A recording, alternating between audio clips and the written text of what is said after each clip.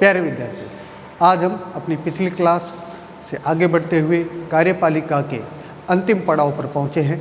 इसमें हम आज अध्ययन करेंगे मंत्री परिषद का गठन, मंत्रिमंडल की कार्यप्रणालियाँ, इन पर हम चर्चा करते हैं। सर्वप्रथम हम देखते हैं कि भारत में भारतीय संविधान के अंतर्गत मंत्री परिषद का प्रावधान किया गया है। अनुच्छेद 74 भारतीय संविधान का अनुच्छेद 74 यह प्रावधान करता है कि राष्ट्रपति को उनके कार्यों में सहायता एवं परामर्श देने के लिए एक मंत्री परिषद होगी, जिसे अंग्रेजी में हम काउंसिल ऑफ मिनिस्टर के नाम से भी जानते हैं। इसका प्रावधान किया गया है अनुच्छेद 74 में। भारत में संसदात्मक शासन व्यवस्था को अपनाया गया है। जैसा कि हम इससे पहले इस बारे में अध्ययन कर चुके हैं कि संसदात्मक शासन व्यवस्था के अंतर्गत 2 प्रधान होते हैं। कौन कौन से, अब हम देखते हैं। सबसे पहला प्रधान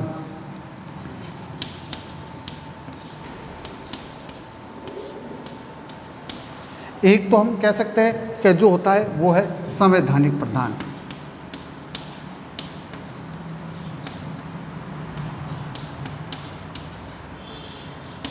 संवैधानिक प्रधान कौन है? संवैधानिक प्रधान हम देखते हैं तो वो है राष्ट्रपति। भारतीय कार्यपालिका का संवैधानिक प्रधान राष्ट्रपति है। एवं हम देखते हैं वास्तविक प्रधान।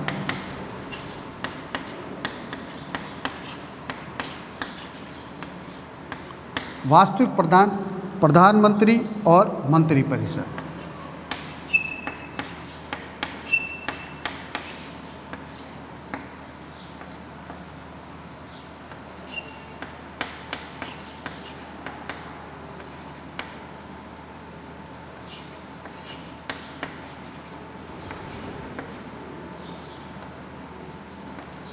प्रधानमंत्री सहित मंत्रिपरिषद भारतीय कार्यपालिका का वास्तविक प्रधान है। अब हम चर्चा करते हैं कि मंत्रिपरिषद का गठन किस प्रकार होता है।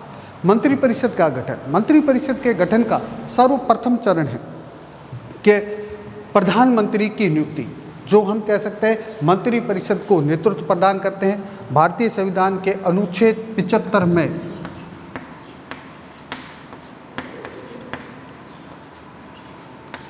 अनुच्छेद 75 में प्रावधान है कि राष्ट्रपति के द्वारा प्रधानमंत्री की नियुक्ति की जाती है।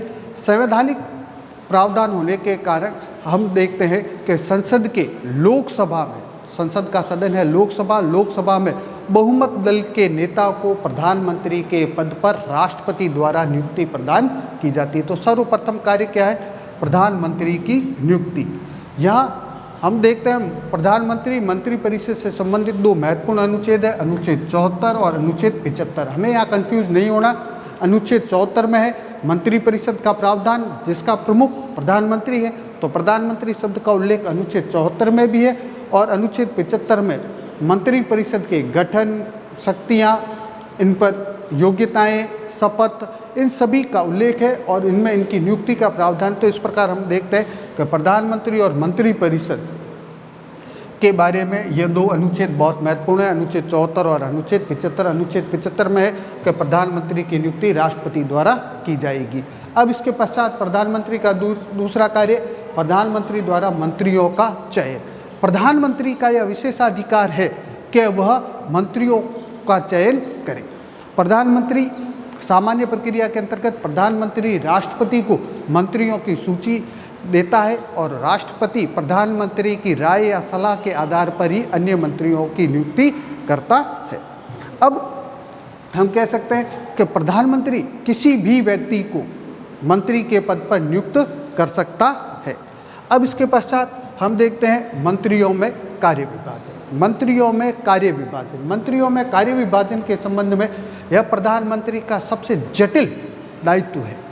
किस आधार पर प्रधानमंत्री मंत्रियों में विभागों का वितरण करेगा, यह प्रधानमंत्री का विशेषाधिकार है। लेकिन हम देखते हैं कि सामान्यतः प्रधानमंत्री इस संबंध में कई महत्वपूर्ण बातों पर ध्यान देते हैं और उसी के अनुरूप वह मंत्रियों में विभागों का वितरण करते हैं। यहाँ हम देख सकते हैं कि प्रधानमंत्री के द्वारा देश के सामाजिक ताने बाने का, क्षेत्रीय और भौगोलिक आधारों का, और मंत्रियों का पोर्टफोलियो के आधार पर उनके मध्य विभागों का वितरण किया जाता है, जो सर्वमान्य व अंतिम होता है। और प्रधानमंत्री जब चाहे तब मंत्रियों के विभागों में परिवर्तन भी कर सकता है। यह प्रधानमंत्री का विशेषाधिकार है। अब इसके पश्चात अगला हम देखते हैं मंत्रियों हेतु आवश्यक योग्यताएं। आवश्यक योग्यताएं क्या है, कौन सा व्यक्ति मंत्री बन सकता है। यहाँ इससे पहले हमने यहाँ देखा था कि प्रधानमंत्री द्वारा मंत्रियों की नियुक्ति की जाती है। प्रधानमंत्री किसी भी व्यक्ति को मंत्री पद पर नियुक्त कर सकता है, किंतु मंत्री बनने के 6 माह, यहाँ अवधि महत्वपूर्ण है, कितना, 6 माह। मंत्री बनने के 6 माह के भीतर उन्हें संसद के किसी भी सदन की सदस्यता प्राप्त करनी होगी। ये सबसे महत्वपूर्ण शर्त है कि 6 माह के भीतर। जैसा कि मैं आपको उदाहरण बताऊं, अभी आपने देखा होगा कि वर्तमान सरकार के मंत्री एस जयशंकर, जो विदेश मंत्री है वर्तमान में, वो जिस समय मंत्री बनाए गए थे उस समय वह संसद के सदस्य नहीं थे, किंतु 6 माह के भीतर उन्होंने संसद की सदस्यता प्राप्त की, राज्यसभा के सदस्य निर्वाचित हुए। तो इस प्रकार हम देख सकते हैं कि प्रधानमंत्री के द्वारा मंत्री पद पर किसी भी व्यक्ति को नियुक्त किया जा सकता है, किंतु नियुक्ति तिथि से 6 माह के भीतर उन्हें सदन की सदस्यता प्राप्त करनी होगी। अभी हाल ही में एक चर्चित मामला था महाराष्ट्र में, मुख्यमंत्री उद्धव ठाकरे, जो अभी तक सदन के सदस्य नहीं है, किंतु उनके 6 माह के कार्यकाल से पूर्व ही निर्वाचन आयोग ने चुनाव की घोषणा की। तो इस प्रकार हम कह सकते हैं, चाहे राज्य प्रशासन में मुख्यमंत्री हो या अन्य मंत्री हो, या यूनियन कैबिनेट में या यूनियन मिनिस्टर ऑफ काउंसिल में कोई भी मिनिस्टर हो, वो 6 माह के भीतर सदन का सदस्य बनने की अनिवार्यता की शर्त को पूरा करेगा।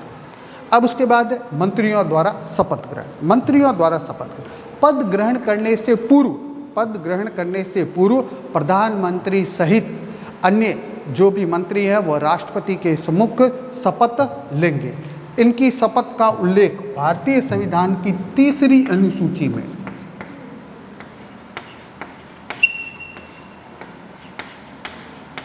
तीसरी अनुसूची के अंतर्गत प्रधानमंत्री सहित अन्य मंत्रियों के शपथ का प्रावधान किया गया है। यहाँ उन्हें 2 शपथ लेनी होती है। कौन कौन सी? एक तो पद के कर्तव्य पालन की, और दूसरी शपथ होती है वो होती है गोपनीयता की।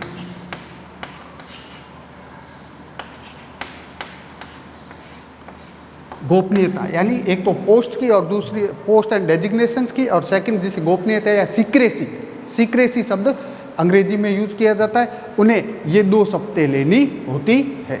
अब उसके पश्चात है मंत्रिपरिषद का कार्यकाल। यहाँ हम एक चीज़ देखते हैं कि मंत्रिपरिषद का कार्यकाल निश्चित नहीं होता, कि इस प्रकार से कि मंत्रिपरिषद का कार्यकाल निश्चित नहीं है। क्यों नहीं निश्चित है? कि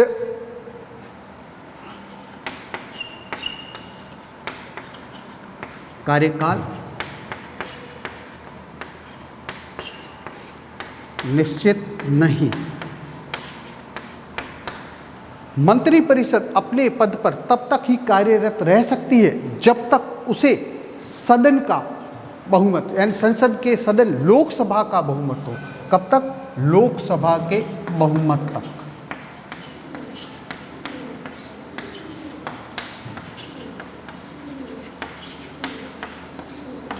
जब तक उसे लोकसभा का बहुमत या समर्थन प्राप्त है तब तक वो अपने पद पर नियुक्त रह सकती है। यहाँ एक महत्वपूर्ण बात है, लोकसभा का कार्यकाल सामान्यतः 5 वर्ष है, तो इस प्रकार से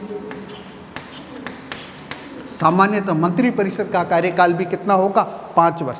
यदि हम देखते हैं उदाहरण रूप में, आप देख सकते हो कि इससे पहले एनडीए की सरकार अटल बिहारी वाजपेयी जी के समय 13 दिन चली, 13 महीने चली। क्यों? क्योंकि उनके पास लोकसभा का बहुमत नहीं था। यदि सरकार लोकसभा में अपना बहुमत सिद्ध कर लेती है और बहुमत बनाए रखती है तो सामान्यतः वह लोकसभा के सामान्य कार्यकाल 5 वर्ष तक अपने पद पर रह सकती है। फिर इसके पश्चात अगला हम देखते हैं मंत्रियों के वेतन भत्ते। प्रधानमंत्री सहित सभी मंत्रियों को, चाहे वह कैबिनेट मंत्री हो, राज्य मंत्री हो, इन सभी मंत्रियों को संसद द्वारा निर्धारित वेतन भत्ते और अन्य सुविधाएं उपलब्ध करवाई जाती है। इनका निर्धारण समय समय पर संसद के द्वारा किया जाता है।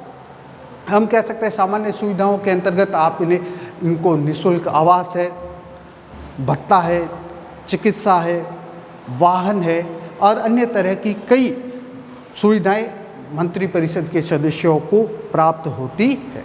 अब तीसरी श्रेणी है मंत्रियों की श्रेणी। मंत्रिपरिषद का वर्गीकरण 3 भागों में किया जाता है। यह वर्गीकरण किस प्रकार से किया गया है, आइए हम देखते हैं।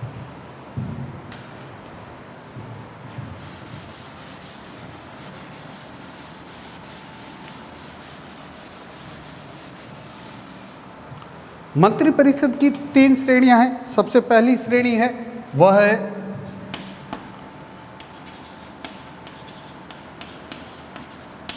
कैबिनेट मंत्री, जिसे हम प्रथम श्रेणी कहते हैं। दूसरी श्रेणी देखते हैं राज्य मंत्री,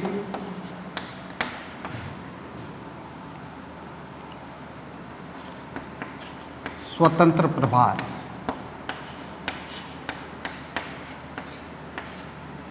ये दूसरी श्रेणी है। तीसरी श्रेणी हम देखते हैं, वो तीसरी श्रेणी है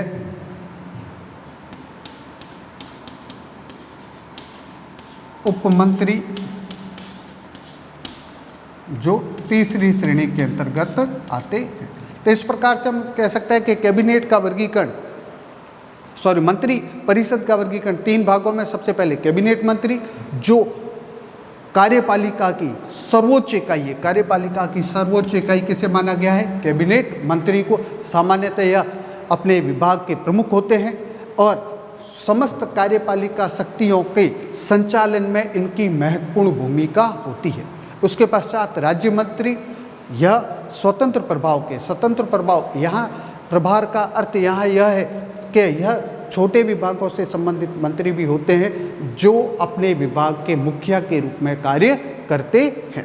तो यह है राज्य मंत्री, जो द्वितीय श्रेणी के मंत्री है। कैबिनेट की बैठक में इन्हें तब ही शामिल किया जाता है जब इनके विभाग से संबंधित किसी मुद्दे पर चर्चा हो या किसी विषय पर चर्चा हो, तब इनके विभाग से संबंधित मामला होने पर इन्हें कैबिनेट की बैठक में आमंत्रित किया जाता है। और तीसरी श्रेणी है वो है उपमंत्री की, जो किसी ज्येष्ठ मंत्री के साथ में जुड़कर कार्य करते हैं। अब इसे हम उदाहरण द्वारा देखते हैं। कैबिनेट मंत्री, वर्तमान काउंसिल ऑफ मिनिस्टर को देखकर हम कह सकते हैं कि जैसे राजनाथ सिंह जी, और उसके पश्चात राजनाथ सिंह जी रक्षा मंत्री, गृह मंत्री अमित शाह, उसके अलावा ये गजेंद्र सिंह जी शेखावत, जो राजस्थान से भी संबंधित है, कैबिनेट मंत्री की श्रेणी में। फिर राज्य मंत्री स्वतंत्र प्रभार किरण रिजिजू, जो खेल और युवा मामला मंत्री है। संतोष गंगवार, ये भी स्वतंत्र प्रभार के मंत्री हैं। और उप मंत्री की श्रेणी, या जिसे हम राज्य मंत्री भी कह सकते हैं, राज्य मंत्री की श्रेणी के अंतर्गत हम देख सकते हैं कि जैसे अर्जुन राम जी मेघवाल, कैलाश चौधरी जी, ये राजस्थान से भी संबंधित है और उप मंत्री की श्रेणी में आते हैं। तो इस प्रकार हमने मंत्री परिषद के वर्गीकरण को 3 भागों में बांटा है। सबसे पहला कैबिनेट मंत्री, जिसे मंत्रिमंडल के सदस्य कहा जाता है। राज्य मंत्री स्वतंत्र प्रभार, जो द्वितीय श्रेणी के मंत्री हैं। और तीसरी श्रेणी के अंदर आते हैं उप मंत्री, जो किसी कैबिनेट मंत्री या वरिष्ठ मंत्री के अधीन उनके सहयोगी के रूप में कार्य करते हैं। तो ये हो गया मंत्री परिषद का गठन। अब हमारा अगला टॉपिक है, वो टॉपिक है मंत्रिमंडल के कार्य एवं शक्ति।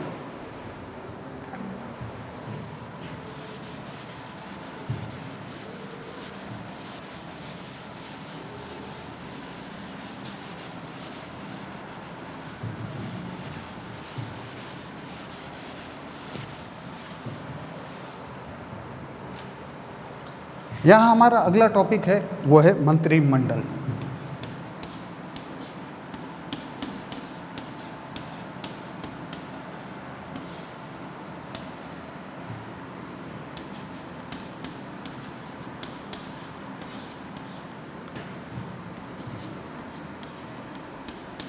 मंत्रिमंडल के कार्य व शक्तियां।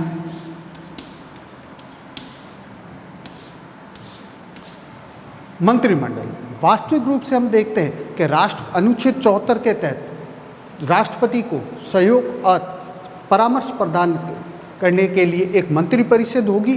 व्यवहारिक दृष्टि से यदि हम देखते हैं तो राष्ट्रपति के द्वारा कार्यपालिका के संबंध में जो भी कार्य किए जाते हैं उन कार्यों का निर्वहन मुख्यतः मंत्रिमंडल या जिसे हम कह सकते हैं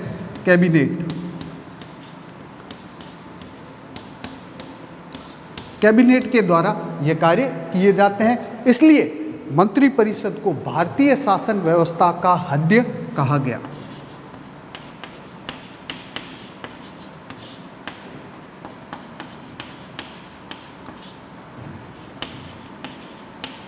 भारतीय शासन व्यवस्था का हृदय।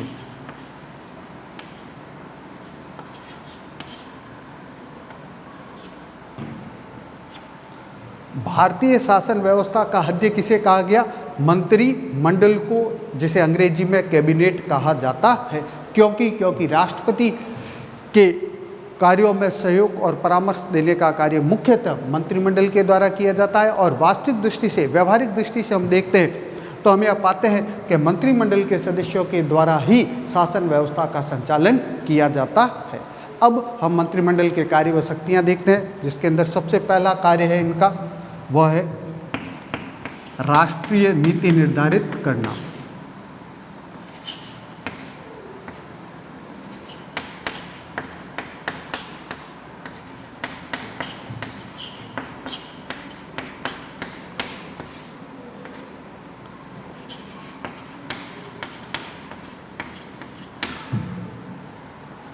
राष्ट्रीय नीति निर्धारित करना यह मंत्रिमंडल का महत्वपूर्ण दायित्व है। मंत्रिमंडल के द्वारा ही राष्ट्रीय नीति निर्धारित की जाती है कि भारत का वैदेशिक क्षेत्रों में और देश के अंदर अन्य विभागों के संबंध में हम किस नीति का पालन करेंगे, किस प्रकार से शासन व्यवस्था का क्रियान्वयन करेंगे, संचालन करेंगे। इसलिए एक देश में एक राष्ट्रीय नीति, जैसा कि अभी आप देख रहे हो कि वर्तमान में देश कोरोना नामक महामारी से जूझ रहा है, इसके लिए भी देश को एक राष्ट्रीय नीति की आवश्यकता है। और उस राष्ट्रीय नीति का संचालन, कार्यान्वयन किसके द्वारा किया जाता है? मंत्रिमंडल के द्वारा। तो इस प्रकार हम कह सकते हैं राष्ट्रीय नीति निर्धारित करना, चाहे वह आंतरिक प्रशासन से संबंधित हो, चाहे वैदेशिक क्षेत्र से संबंधित हो, वह कार्य किसका है? मंत्रिमंडल के सदस्यों का। दूसरा इसमें हम कार्य देखते हैं, वो कार्य है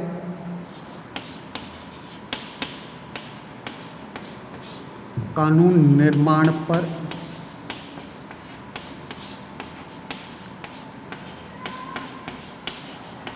नियंत्रण। कानून निर्माण पर नियंत्रण। राष्ट्रीय नीति निर्धारित करना ही केवल मंत्रिपरिषद का दायित्व नहीं, उसके अलावा उस नीति को क्रियान्वित करने के लिए कानून निर्माण का कार्य है, वो भी मंत्रिमंडल के सदस्यों के द्वारा किया जाता है। इसके लिए हम कह सकते हैं कि मंत्रिमंडल के सदस्यों द्वारा ही कानून निर्माण के कार्यों को नियंत्रित किया जाता है। वे ही महत्वपूर्ण विधेयकों को सदन में प्रस्तुत करवाते हैं, उन्हें पारित करवाते हैं। और उसके अलावा हम कह सकते हैं कि किन विधेयकों की वर्तमान देश में आवश्यकता है, जिससे राष्ट्रीय नीति का संचालन बेहतर तरीके से किया जा सके, देश के प्रशासनिक ढांचे को मजबूत किया जा सके। इन सभी दृष्टियों से हम मानते हैं कि कानून निर्माण के क्षेत्र में मंत्रिमंडल एक महत्वपूर्ण और निर्णायक भूमिका प्राप्त करता है। इसके उदाहरण के रूप में आप देख सकते हो, धारा 370 हो, 35A हो, नागरिकता संशोधन विधेयक हो, ये ऐसे कई महत्वपूर्ण विधेयक हैं। वो महत्वपूर्ण विधेयक किसके द्वारा लाए जाते हैं? मंत्रिमंडल के सदस्यों द्वारा। अब तीसरा है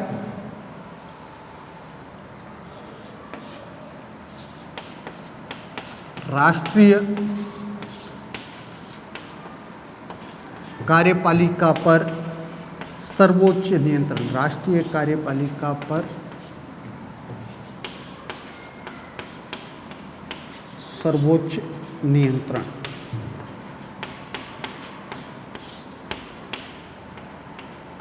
राष्ट्रीय कार्यपालिका पर सर्वोच्च नियंत्रण। मंत्रिमंडल के सदस्य अमूमन किसी न किसी विभाग के प्रमुख होते हैं, इसलिए विभागों के प्रमुख होने के नाते हम कह सकते हैं कार्यपालिका जो ब्यूरोक्रेट्स, एक शब्द होता है ब्यूरोक्रेट्स, उन सभी के ऊपर जो नियंत्रण है वह मुख्य रूप से किसका होता है? मंत्रिमंडल के सदस्यों का। इसलिए हम कह सकते हैं राष्ट्रीय कार्यपालिका पर सर्वोच्च नियंत्रण किसका होगा? मंत्रिमंडल के सदस्यों का।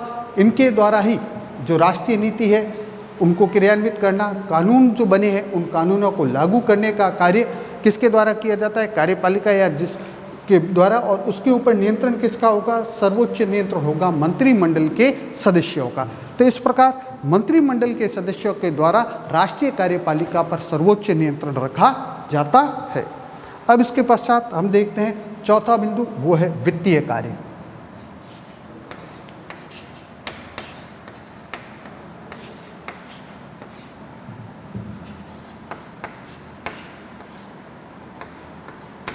वित्तीय कार्य, वित्तीय क्षेत्र में भी मंत्रिमंडल के सदस्यों को महत्वपूर्ण अधिकार प्राप्त है। मंत्रिमंडल में ही वित्त मंत्री देश में प्रतिवर्ष संसद के सामने वित्तीय बजट या जिसे हम कह सकते हैं राष्ट्रीय आय व्यय का लेखा, उसे प्रस्तुत करवाता है। और यह बजट केवल वित्त मंत्री के द्वारा ही नहीं बल्कि मंत्रिमंडल के सदस्यों के सलाह मशवरे और उनके सुझावों के आधार पर, मंत्रिमंडल के सदस्यों के सुझावों के आधार पर वित्त मंत्री के द्वारा बजट का निर्माण किया जाता है, जिसे संसद में प्रस्तुत किया जाता है। और मंत्रिमंडल के सदस्यों का यह दायित्व है कि वह उसे पारित करवाएं। इस प्रकार हम कह सकते हैं कि वित्तीय क्षेत्र के अंदर मंत्रिमंडल को व्यापक शक्तियां प्राप्त है एवं धन विधेयक, अनुदान मांगे, ये जो भी वित्तीय कार्य है वो वित्तीय कार्य मंत्रिमंडल के सदस्यों के द्वारा ही किया जाता है। तो इस प्रकार राष्ट्रीय वित्त पर मंत्रिमंडल व्यवहारिक रूप से पूर्ण नियंत्रण बनाए रखती है।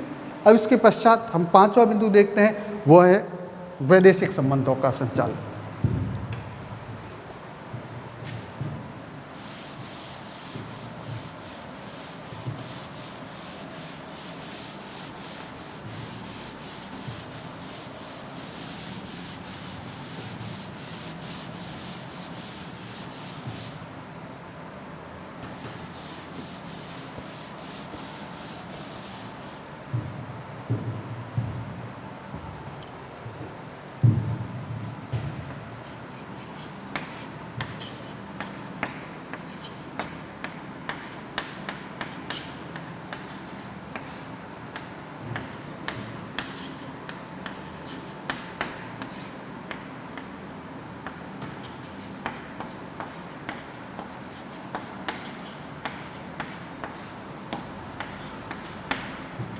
वैदेशिक संबंधों का संचालन। वैदेशिक संबंध यानी कि हम कह सकते हैं कि हमारा विश्व के अन्य देशों के साथ किस तरह का संबंध रहेगा, उनके लिए हम कह सकते हैं अंतर्राष्ट्रीय परिदृश्य में कई ऐसे मामले उत्पन्न होते हैं, कई ऐसी परिस्थितियां उत्पन्न होती हैं। उस समय हमारे देश की नीति क्या होगी, हम किस तरह से उस परिदृश्य में क्या निर्णय करेंगे, इन सभी का निर्णय किसके द्वारा किया जाता है? मंत्रिमंडल के सदस्यों के द्वारा।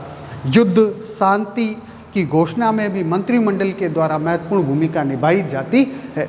आज के समय में अंतर्राष्ट्रीय परिदृश्य के अंतर्गत हम देखते हैं तो कई तरह के वैश्विक संगठन है, जैसे आपने नाम सुना होगा सार्क का, ओपेक का, G20, G7, उसके अलावा गुटनिरपेक्ष, UN, संयुक्त राष्ट्र संघ, ये कई ऐसे अंतर्राष्ट्रीय मंच हैं। इन मंचों पर हमारा क्या नेतृत्व का तरीका रहेगा, हम किस प्रकार से विश्व को एक नई दिशा देंगे, इन सभी क्षेत्रों के अंतर्गत जो निर्णय होता है वो केवल और केवल विदेश मंत्री ही नहीं बल्कि मंत्रिमंडल एक राष्ट्रीय नीति निर्धारित कर उसी आधार पर उन संबंधों का संचालन करने का कार्य करता है।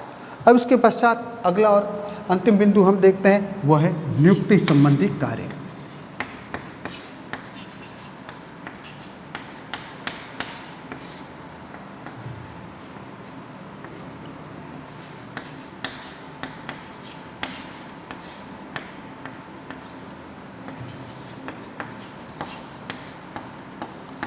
संविधान द्वारा राष्ट्रपति को जिन महत्वपूर्ण पदाधिकारियों की नियुक्ति का अधिकार प्राप्त है, व्यवहार में उन सभी पदाधिकारियों की नियुक्ति राष्ट्रपति मंत्री परिषद की सलाह के आधार पर करता है। तो यदि हम देखें तो व्यवहारिक रूप से जो महत्वपूर्ण पदाधिकारी हैं, उन पदाधिकारियों की नियुक्ति में मंत्रिमंडल के जो सदस्य हैं वो महत्वपूर्ण भूमिका निभाते हैं। मंत्रिमंडल की अनुशंसा के आधार पर ही प्रधानमंत्री राष्ट्रपति को सलाह या मशविरा देता है, जिसी के आधार पर इन महत्वपूर्ण पदों पर नियुक्ति का कार्य किया जाता है। तो इस प्रकार हम देख सकते हैं कि मंत्रिमंडल की महत्वपूर्ण कार्य और शक्तियाँ। एक बार फिर हम इसे वापस रिवाइज कर लेते हैं। सबसे पहली शक्ति है राष्ट्रीय नीति निर्धारित करना, कानून निर्माण पर नियंत्रण, राष्ट्रीय कार्यपालिका पर सर्वोच्च नियंत्रण, वित्तीय कार्य, वैदेशिक संबंधों का संचालन और छठा है नियुक्ति संबंधी कार्य। अब होमवर्क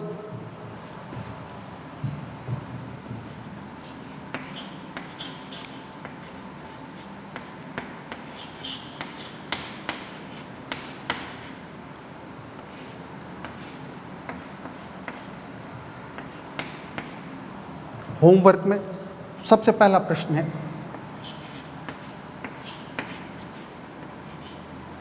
पहले प्रश्न के अंतर्गत विद्यार्थी आप नोट कीजिए।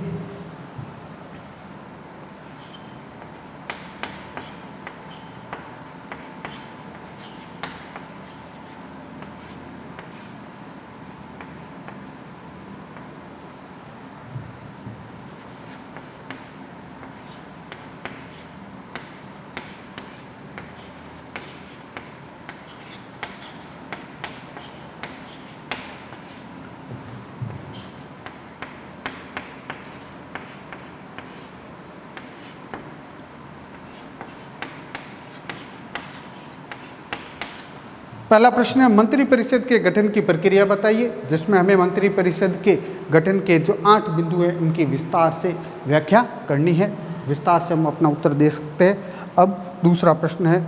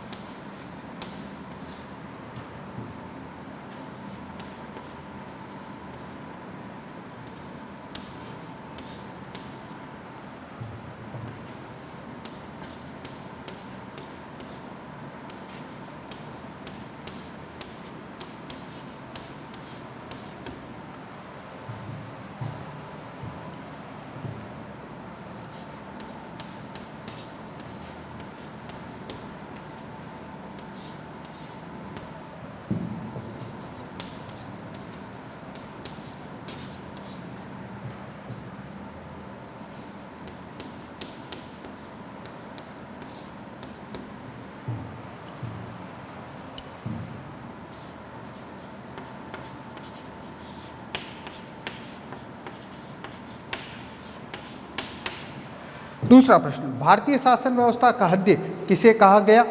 मंत्रिमंडल के कार्य बताइए। 2 + 5 7 अंक का। तो प्यारे विद्यार्थियों, हर बार की तरह होमवर्क के कार्य को नियमित रूप से कीजिए, इन्हें अच्छे तरीके से समझने का प्रयास कीजिए। जितना आप अभ्यास करोगे उतना ही आपके कार्य की गुणवत्ता बनी रहेगी। धन्यवाद।